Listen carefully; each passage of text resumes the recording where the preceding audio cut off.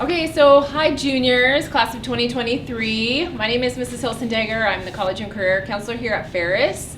And I'm sitting here with a group of seniors today, and we're going to go through some questions and answers with the idea that we're hoping we can give you some tips and advice to make the most of your senior year next year, and to help with some of the stress and anxiety that sometimes comes along with being a senior. So we're going to get started. First, I'm going to go around and have all of these seniors introduce themselves. I'm Ben Armstrong. I'm Caleb Hicks. I'm Elia Hentz. I'm Jordan Ward. I'm Devion Walter. I'm Bella Cook. I'm Rory Bruce. All right, and these are our panel of experts. All right, so the first topic we're going to talk about today, if you guys can just go around the circle and share with the juniors if you needed your SAT scores for anything this year. I was actually sick the SAT testing day. I missed that one. It was lucky because I didn't need them. So that worked out in the end. But still in the end, I didn't need it really at all. Okay, awesome. So for college admissions, I did not need the SAT. It was not required. However, for prerequisites in college, the SAT was useful. So I got to skip an English class. If I got to skip a couple math classes. So it saved me a little money. I don't do as many classes, but wasn't needed for admission. I did take the SAT, but my college did not require it, so I didn't need it. I also took the SAT, but I had a good enough GPA for WSU that they didn't need it because I had a pretty good one. For me, I'm going into apprenticeship, so they didn't really have any requirements for it. So I took it though, and they were pretty low scores. But that's other from the fact. I took the SAT and I ended up reporting it to one of the 3 schools that I applied to. None of the ones that I applied to actually required it, but I figured that since my score was within and slightly above the median range for that school, I might as well put it in there. I mean, it can't hurt your chances as long as you're in their range. I was in the same boat as Ben. I was sick the day of the SAT, and I did not need it to be admitted. Did you take it a different day? Nope. So you didn't take it and didn't need it. Okay. All right. So that's the story on the SAT.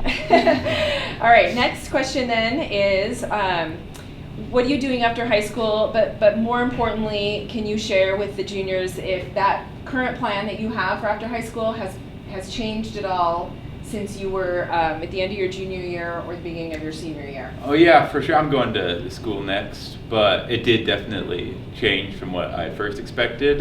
It bounced around a few different things, but in the end, it kind of all converged and settled on one pathway.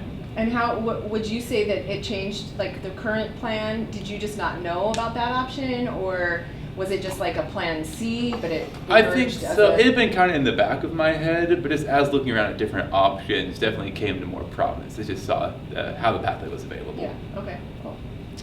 So end of junior year, beginning of senior year, I did not have a clear idea what I was going to do after high school. I didn't know what college I was going to go to, what I was going to major in, study, all that kind of stuff. But as time went on, I kind of looked at all my options, what would be the best financially, what do you think I would like the most to study, and I kind of narrowed it down, and I'm set on a path now for college next year.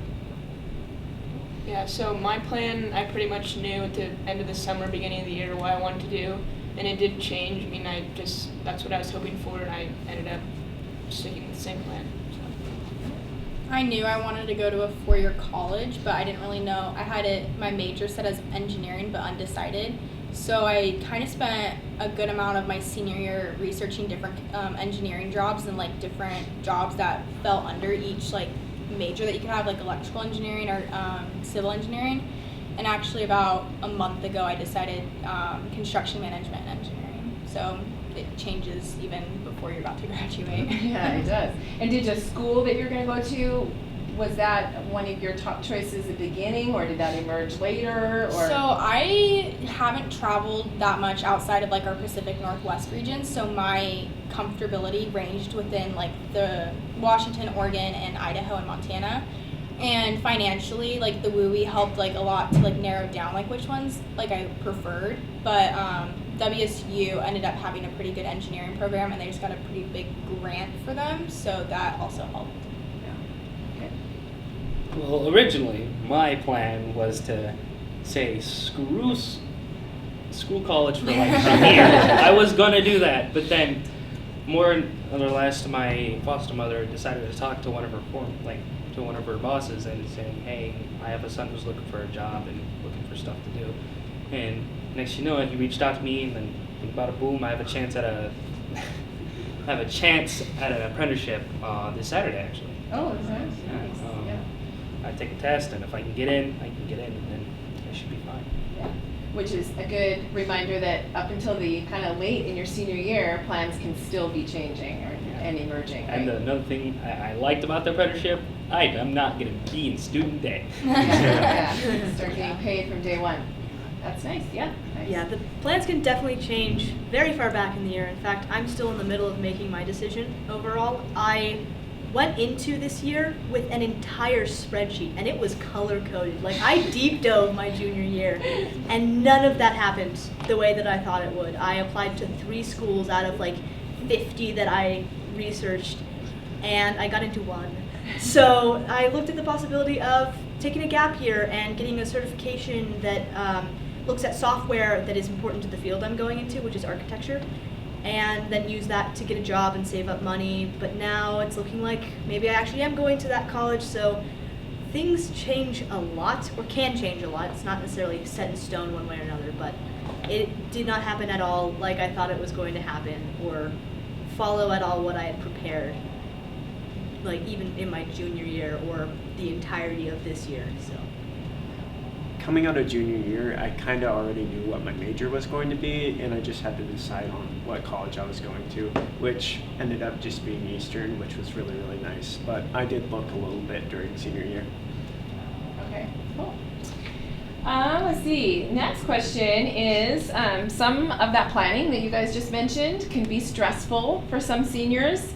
So what advice would you give for students about a way to maybe address that anxiety, to relieve, just deal with the stress and anxiety, or maybe just some ways to just not avoid it altogether, but maybe avoid a lot of it. So some tips and advice on stress, anxiety management of senior year. I definitely don't need to feel like you have to carry all that by yourself. This entire school is full of people who want to help you find that. Down in the College Career Center, you have both Hilsendager and Derek Hoffman from the College Success Foundation. We'd also love to help you. And all your teachers as well, teachers, family, friends. There's no need for you to go through this all yourself. They want to help you, and they're here to help you. So don't do all your applications, everything like in one day, and like wait for it. So maybe like do like an hour a week from the beginning of the school year. Just like spread it out so you don't get overwhelmed, and just get through it nice and slowly. That's a good idea. I did not do that. Yeah, I would just say that, like, just know in the back of your head that everything's going to work out, and just take everything one day at a time, like in terms of applications and other things, and utilize your family and friends and teachers and any other resources, because there's a lot out there to help you. Yeah, I would say definitely if you have a major that like a lot of teachers in the school specialize in, like if you're going in like a science or like biomed thing, go talk to a teacher here, because they'll have job experience and like people that they know that they can connect you to. Because like I was unsure about like what major I wanted to do, so I connected to people that like were within that like field, and it helped me decide a lot. And you don't need to go to college right after school. It's kind of optional. Most people would like prefer it, but I have actually asked some people who went to college. Like I have an uncle who's in the military right now, and he actually says, "I do wish I didn't go to college first. I wish I took my gap year and find some things like," because he already knew what he wanted to do, med school and all that, and I didn't know what I wanted to do, so I tried to take that gap year, and then kind of just popped in my lap. So me not really thinking about it, but trying to deal with it in a way, always kind of, like she said, worked out. Yeah. Do you think, Deb, there's pressure at Ferris to go to college after high school? Not really pressure at Ferris. It's just more pressure inside the society. It's just more of the mark, because most marks in school systems would like you to go, but it's not really required. Yeah, it's not required at all. But I'm glad to hear that you don't think the pressure is so much at Ferris, because I really do believe that the staff at Ferris wants everyone to find the right fit versus everybody do the same thing. But I think there's a lot of peer pressure, but I don't know about like staff and stuff. Maybe. I've had a great experience with like the staff at Ferris and adults in my life of choose whatever pathway makes sense for you. But even with that, there's so much, especially like in the media, of going to your dorm room and meeting all these people and like the college experience. And that has been one of the hardest parts for me and like causing the most stress for me, is that I don't want to give that up to help with the financial aspects of college, because it's a big factor. Like, even if you find scholarships and all of that stuff, it's an investment, but it's a big investment. And for me, honestly, the way that I've been able to deal with that stress is just trying to get to know myself better. I do a lot with music specifically, like playing guitar, playing bass, playing ukulele, because it gives you some quiet time. Like, whatever thing makes you feel just at ease, you get to a point where you're able to think about things outside of like the task that you're doing, but it makes it less stressful when you're thinking about it. And that's been the most helpful way that I've dealt with some of the stress of these decisions, is just sit down with guitar and tab that I know really well and just play for a good half an hour and think about the choices I have in front of me and the decisions that I can make and all of the life-altering things that are happening at the moment, which there are a lot of them. Yeah, stressful time for sure. I Right? should not have sat at the end. Just for me, trying to cut back on stress, just hanging out with friends and having a really good support system. Like, my parents are great, my friends are great, all of the teachers here are great. And just whenever I need help, and whether it's getting my driver's license or like filling out applications, I know that I'm going to have somebody behind me helping me if I need it. Yeah, so use your support system. Seems to be a consistent response. Okay, so last question is, what is one tip or bit of advice that you would give the current junior class on how to make the best of their senior year? Let's start with Rory this time. I would just say try to get involved and have a social life, because this is your last year of being not an adult and just try to take advantage of that. I think, honestly, the biggest piece of advice that I would have is, no matter what happens, no matter which pathway you decide to go down, be confident in that decision.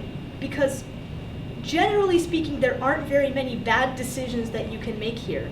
And as long as it is the decision that you think is going to make you the happiest, be the best for you long term, whatever your criteria for why you're making that decision, be confident in that and realize that wherever you end up, you will find a way to be okay if you really put in that time to think about what things make you feel happy and like yourself.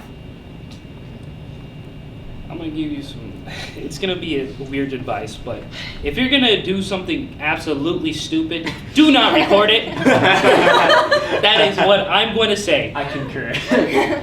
Because a lot of people who get in trouble are because they record things. I know you want to show like, oh my gosh, we're doing this, and then something happens in the background that wasn't supposed to happen. It's just gonna get hectic.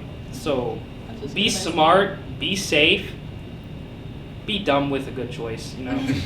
What I'm really hearing is don't be stupid. Don't be stupid. Colleges will look at your social media. Yeah. Like, if you're going for a competitive school and they have like a group of, say, 50 students, and then they find some stupid video on one of the other people's Instagram, now it's 49 kids, you know? Oh, that's funny, Deb. That's good advice, Deb. Yeah. That's good.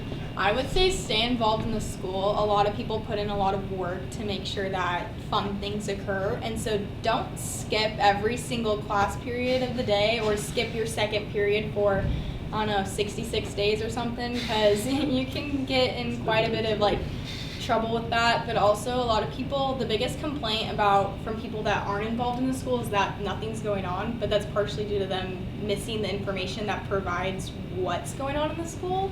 So make an effort to be involved and like listen to the announcements or like check like all the social media accounts, or just ask like any admin, because I know for a fact that like 5 of them can list like 6 different things that are going on like a daily basis at the school.